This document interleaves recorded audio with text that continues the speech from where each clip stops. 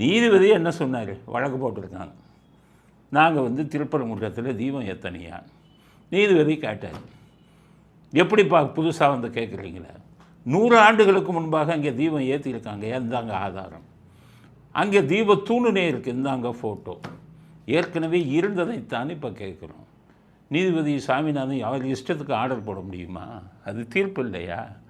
ஆதாரங்களை பார்ப்பாங்க, ஆவணங்களை பார்ப்பாங்க. இதெல்லாம் பார்க்குறாரு அவர்.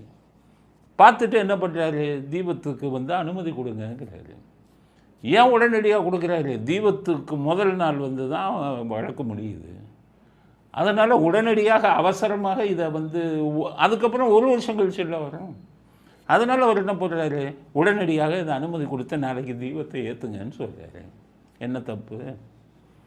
நாளைக்கு தீபத்தை ஏற்றுங்கப்பா, அனுமதி கொடுங்க. உங்கள் போலீஸை கூப்பிடல, ஏன்னா போலீஸ் கூட தான் மாவட்ட செயலாளர் ஆகிட்டானே உங்கள் போலீஸு.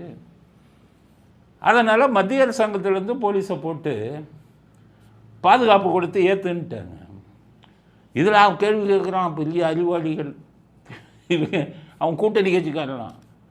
மத்திய அரசாங்க போலீஸை கூப்பிட்றதுக்கு இவருக்கு என்ன அதிகாரம் இருக்குது? ஜட்ஜ்மெண்ட்டு நீதிபதிக்கு. உங்களுக்கு எல்லா அதிகாரமும் இருக்கும். மாநில சுயாட்சியும்பீங்க, மத்தியில் கூட்டாட்சியும்பீங்க, என்னென்னமோ சொல்வீங்க, இந்தி வேணாம்பீங்க, இந்தி போராட்டம் நடத்துவீங்க. உங்களுக்கு எல்லாம் பெரிய அதிகாரம் நீதிபதிக்கு இல்லையா? யாராச்சும் உங்களுக்கு இப்போ ஒருத்தனும் படித்தவங்க இல்லை உங்கள்கிட்ட, யோசிக்கிற சக்தி கிடையாது. நீதிபதிக்கு மத்திய போலீஸை வந்து கொடுக்குறதுக்கு அதிகாரம் இருக்கான்னு கேட்குறீங்களே. மதுரை சென்னை உயர் நீதிமன்றத்தில் வந்து பாருங்கள்.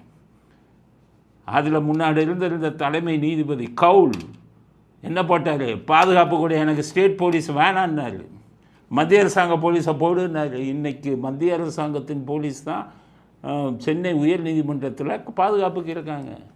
மத்திய அரசாங்க போலீஸை கூப்பிட என்ன அதிகாரம் இருந்து கேட்குற அறிவு ஜீவிகள் உங்களுக்கு தான் சொல்கிறேன். அது உயர் நீதிமன்றம். அவங்க சொன்ன உடனே மத்திய அரசு போலீஸ்லேருந்து கொடுத்தானே. இல்லை எங்களுக்கே போலீஸ் பத்தலைன்னு எவனும் சொல்லலையா? காரணம் நீதிமன்ற உத்தரவு. உங்களுக்கு என்னென்னா உங்களுக்கு சாதகமாக நீதிமன்றம் வரணும்.